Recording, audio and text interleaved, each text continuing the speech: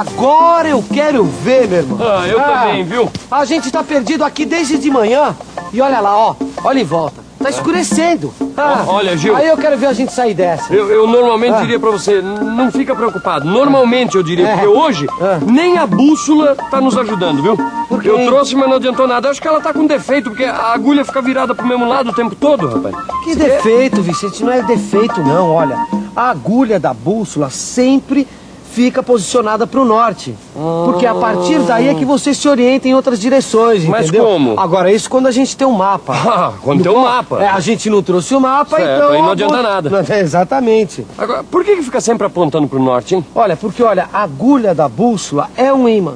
Que é sempre atraído, tá? Pelo polo sul magnético da Terra, que fica perto do polo norte geográfico. É mesmo? Eu estava lendo outro dia num livro que o nosso planeta é uma espécie de um grande ímã. E nesse capítulo falava o seguinte, que tudo isso faz parte do eletromagnetismo, que é o tema da nossa teleaula de hoje. Eletromagnetismo. Você vai aprender como os homens descobriram as propriedades dos ímãs e passaram a usá-las para se orientar. Vai ver também o que é um campo magnético e vai entender o que acontece com os corpos que sofrem a ação desses campos. E aí, ficou interessado? Então se segura que a teleaula está começando hoje com mais atrações do que nunca. Enquanto isso, a gente vai montar acampamento por aqui porque eu não aguento mais andar. Vamos lá, ô Gil? Vamos, peraí. Achar um lugar pra barraca aí. Acho que ali, ó, tá vendo?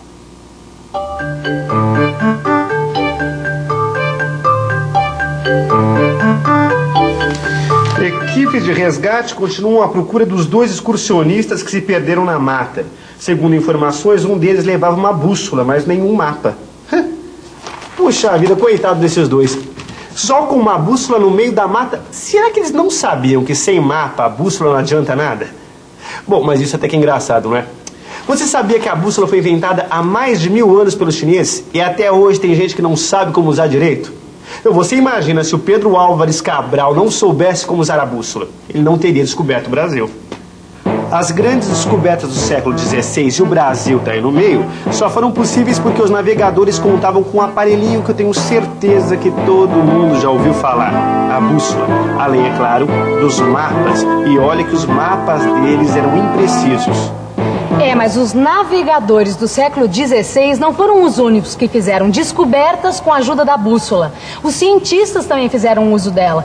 Já no século XIX, um físico dinamarquês chamado Hans Ørsted descobriu, com a ajuda da bússola, que a eletricidade e o magnetismo eram diferentes aspectos do mesmo fenômeno, o eletromagnetismo. Eletromagnetismo, eu sabia.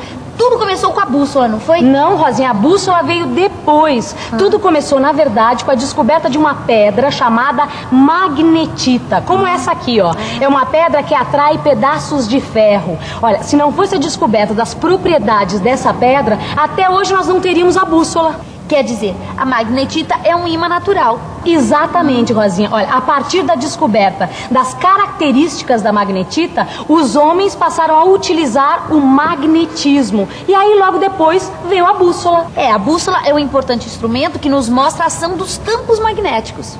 Isso mesmo, Rosinha. Observa o que acontece quando eu passo essa magnetita ao redor dessa bússola. Olha só. Ela nos mostra que o ímã cria um campo magnético que altera o espaço à sua volta. Gil. Mas no nosso caso, essa bússola aqui não mostrou nada, viu? Que isso, Vicente? A culpa não é da bússola. Não é. Não, o problema é que a gente não trouxe mapa. Pois isso não serve pra nada. Ó, fica calmo. A gente vai dar uma bela descansada agora. Daqui a pouco a gente continua a nossa caminhada e em algum lugar a gente vai ter que chegar, meu. Vamos chegar. Se depender da bússola, a gente vai chegar no Polo Norte. Isso que vai ser. Calma, Vicente. Olha, vamos aproveitar que a gente tá aqui e vamos entender o que é eletromagnetismo. Você sabe que essa agulha aqui é um ímã artificial, né? Artificial? Olha, alguns elementos chamados materiais ferromagnéticos se tornam ímãs quando ficam em contato com outros ímãs. É o que a gente chama de imantação. Em alguns casos, a imantação pode ser permanente ou não. Tá entendendo? Interessante, hein? Bom, essa bússola acho que ainda vai servir para alguma coisa, né? Mas escuta, voltando ao assunto, a imantação produz ímãs artificiais, não é isso? É isso. E os ímãs naturais, como é que eles surgem? Os ímãs naturais surgiram há milhares de anos, porque a Terra é um grande ímã, lembras? Como todo ímã, ela cria em torno de si um campo magnético. E foi a ação desse campo magnético, combinada com as altas temperaturas e com o posterior resfriamento do planeta, que acabaram criando os ímãs naturais. Sabe, Rosinha, o processo de imantação ainda tem uns segredos a serem desvendados, mas a física já avançou bastante no estudo de um dos principais capítulos do eletromagnetismo, aquele que fala dos campos magnéticos. E a primeira coisa é a gente ter uma ideia da forma do campo magnético. Ué, mas Stella, mas é possível a gente ter a ideia da forma do campo magnético? Parece uma coisa abstrata, né? E é abstrato, mas a gente pode ter uma ideia da forma do campo magnético a partir das linhas de indução magnética, que são geradas pelo ímã que cria o campo magnético. Você quer ver? Olha só, vamos pegar essa folha de papel, vamos pegar esse ímã, né? Nós vamos colocar essa folha de papel em cima desse ímã, certo, Rosinha? Aí nós vamos pegar essa limalha de ferro, que é um material que sofre a atração do ímã. Ó, você tá vendo o que acontece? A limalha sofre a ação do campo magnético, Rosinha, certo? Dando uma ideia da forma do campo. Que legal, Maristela! Dá mesmo pra ter ideia da forma do campo magnético. É, mas tem uma coisa que nós precisamos lembrar, Rosinha. O papel, ele só tem 2 dimensões. Por isso, com a limalha, nós só temos uma ideia da atuação do campo no plano. Só que o campo magnético, ele atua em todo o espaço. E dá pra observar esse fato? Claro, Rosinha, além de atuar sobre a limalha que está no papel, ele atua fora do papel, em todo o espaço à sua volta. Olha, dá uma olhada no que acontece com a agulha dessa bússola. Ó, passa ela perto do ímã. Deixa eu ver, ó. Olha, quando eu passo essa agulha por cima do ímã, ela sofre a ação do campo magnético. Uma prova de que ele está atuando também no espaço. Você já tem uma ideia da configuração de um campo magnético. Mas para entender mesmo o que é esse negócio, você precisa saber interpretar matematicamente os campos magnéticos. A gente precisa definir o vetor campo magnético, que mostra como o campo magnético atua em cada ponto do espaço. Não adianta torcer o nariz, não. A física se preocupa em observar as relações entre os elementos do universo. E o melhor jeito de mostrar como essas relações acontecem é através da matemática. Se segura aí. Eu aposto que você vai entender tudinho. E depois, você já sabe, tire as suas dúvidas, aprofunde seus conhecimentos no seu livro. Ele é fundamental para você captar tudo sobre eletromagnetismo. É, Gil. Nós estamos num mato sem cachorro, viu?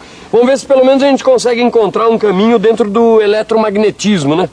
Você sabe que eu sei um jeito de achar a definição matemática do vetor campo magnético? É mesmo? É. Olha, é só a gente imaginar uma interação entre o campo magnético e uma carga elétrica em movimento. Vamos supor que uma carga elétrica Q entre num campo magnético com uma velocidade V.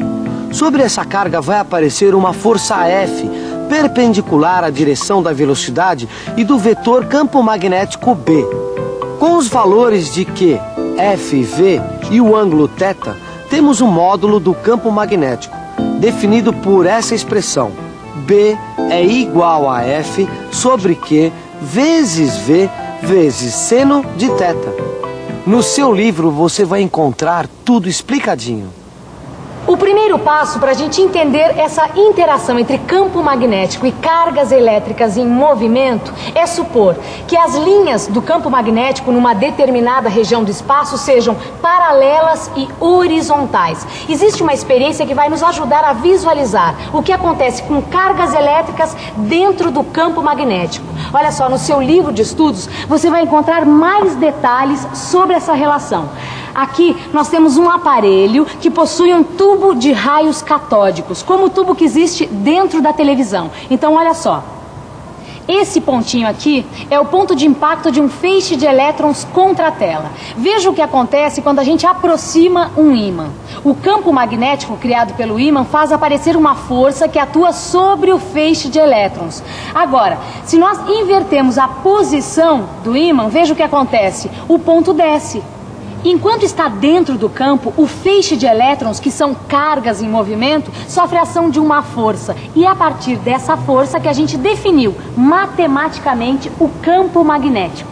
O sentido dessa força depende do sinal da carga. Na nossa experiência, trata-se de um feixe de elétrons, então as cargas têm sinal negativo. E é muito fácil saber o sentido dessa força. É só usar a regra da mão direita, ou como também é conhecida, regra do tapa. Em outras palavras, a regra da mão direita ou tapa é um método muito simples para verificar a direção e o sentido da força que atua sobre a partícula carregada dentro do campo magnético. E é muito fácil, você quer ver? Olha só, Rosinha, pega este ímã que eu estava usando, enquanto eu vou falando você vai demonstrando, tá legal? Okay. Então, olha só, coloca-se a palma da mão direita no sentido do campo magnético criado pelo ímã. E o polegar na direção e sentido das cargas elétricas, nesse caso o feixe de elétrons. A direção da força é perpendicular à palma da mão.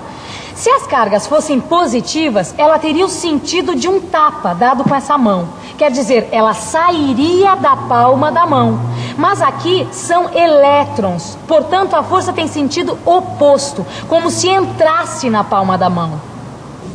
Nossa, rapaz, eu nem imaginava que existia tanta coisa por trás dos ímãs e por trás desse eletromagnetismo, viu? Mas é mesmo. Olha, é campo magnético, é interação entre campo magnético e carga elétrica, força que atua sobre a carga elétrica enquanto ela está no campo. Olha, ficar perdido não é bom, isso eu sei. Agora, pelo menos serve pra gente colocar em dia os nossos conhecimentos, já não é, Vicente? Isso é verdade, viu? Você estava falando aí sobre tudo que a gente viu, sobre interação entre carga elétrica e campo magnético, e eu fiquei lembrando, dá pra gente determinar a trajetória de uma partícula carregada dentro de um campo magnético. Sabe, Vicente, em alguns casos, essa partícula dentro de um campo magnético se comporta que nem a gente nessa mata aqui, fica andando em círculos.